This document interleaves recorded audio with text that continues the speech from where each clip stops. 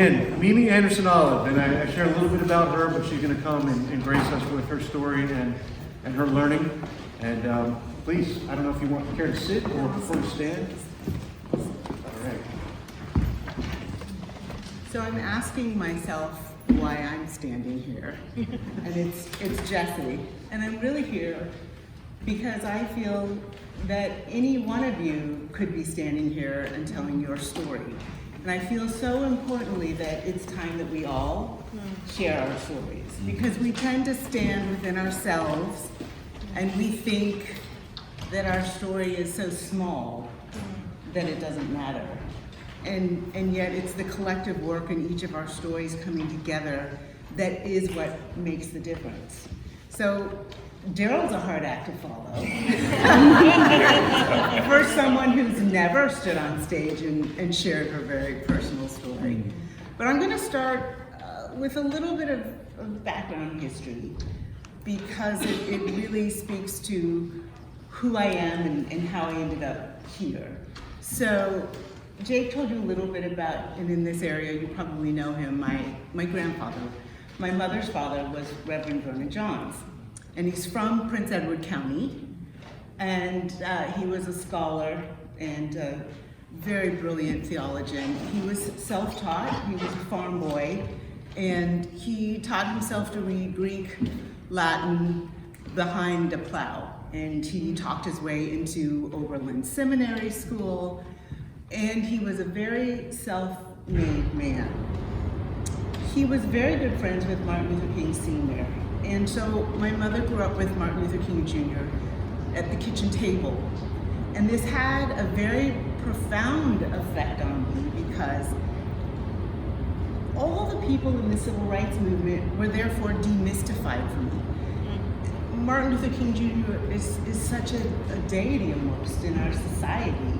But the stories I heard about him, he was just a young man like my mom, living his life. And my grandfather was a very brilliant man, but also a very temperamental man. And I honestly believe that it was his anger that kept him from being able to continue with the civil rights work. And the beauty of knowing that is that everybody has their part to play, because the message that he imparted to his mentor, Martin Luther King Jr., took that message, coupled with what he had studied about Mahatma Gandhi. In their era, they called him the Mahatma. And he realized that the only way to approach hate is with love.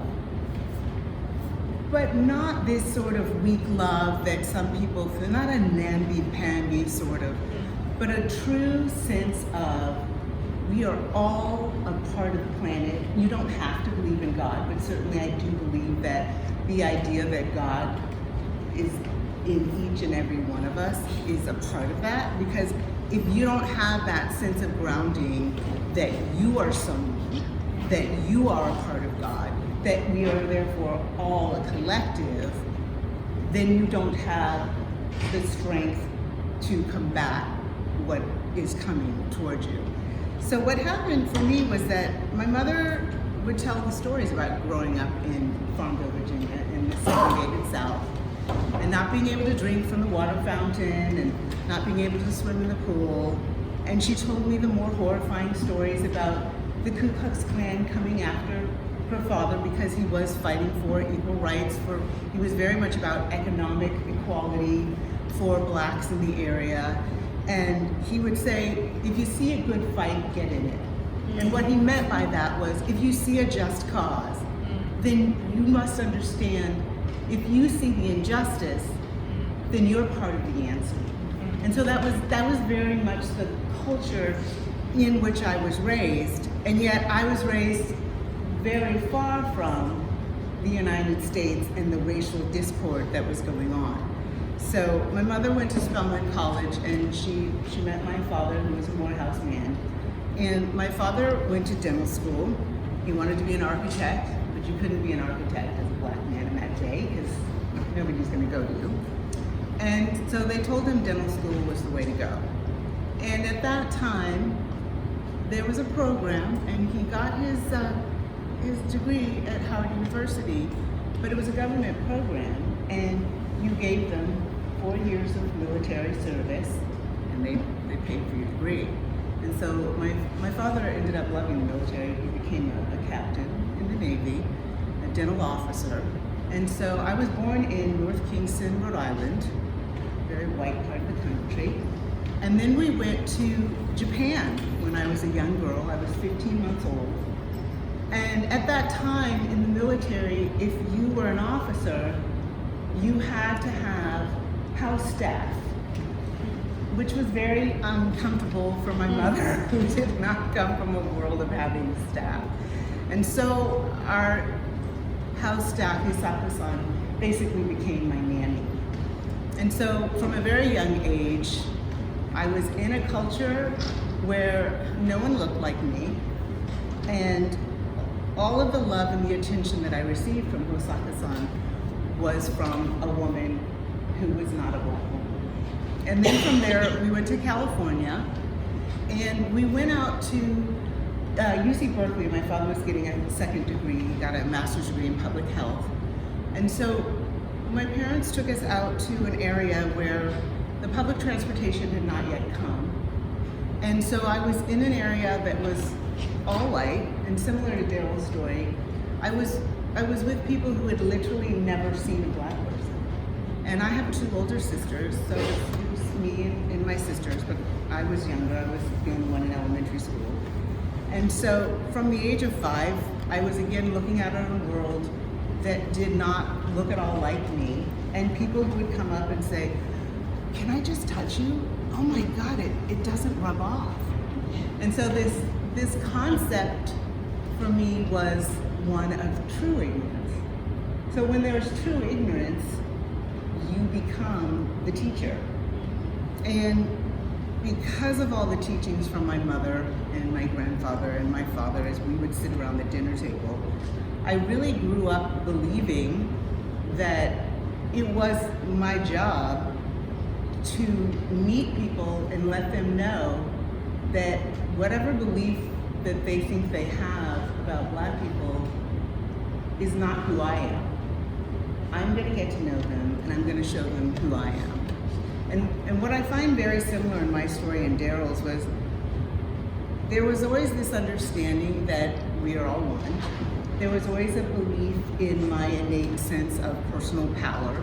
And because I knew myself, because I knew I was loved, because I knew I had been loved deeply by people of other colors, no one's hatred towards me could be accepted by me. And so from a very young age, my attitude was such that I would think, well, once they get to know me, they're gonna love me, right? And so I'll never forget one night my dad had a big party. You have to have a certain number of parties as a military officer. And as you know, everything with the military is very much protocol. And because in the Navy, being a captain is the second highest rank, he was very high up. And there was younger people, younger officers, non-officers at our house. And there was a young white man. He was in his 20s, and I was probably about 8 years old. And I had a little short afro, and my son is 13. I look just like my son looks now. And we were standing in formation. My father was introducing us, and everybody was coming down the line at the front door, coming into our house. And he said hello to my sister and then to my next sister. And then he said, "Oh, and this must be your son." And my father said very graciously, no, this is my youngest daughter, Millicent." And I'll never forget looking at this man, and he was so mortified. He was so scared because he'd made such a faux pas in front of the captain who could have him demoted. And it was my first experience of understanding that a person's sense of their personal power has a lot to do with what they put out in the world and what they will receive from the world. And at that same time, I had a next door neighbor and we became very good friends. And one day she came out on the grass and she said to me, "I can't play with you anymore." And I said, "Why?" And she said, "My grandfather says I can't play with niggers." And she lived in her grandfather's house. She and her mother lived in the house. And she wiped her booger on me. Really gross act, right? But when she did it, I could see that duality in her. I could see the conflict of her wanting to take her grandfather's teachings and put something ugly out into the world. But at the same time, she knew that we had a friendship. She knew something different about me. She didn't really hate me.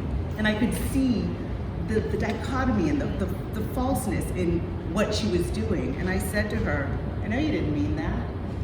And I said, I had a lot of compassion. I said, "I'm really sorry that you have to live under your grandfather's hatred, but one day you'll be grown and you'll live your own life, you'll make your own choices, and you already know you can have any friend of any color you want."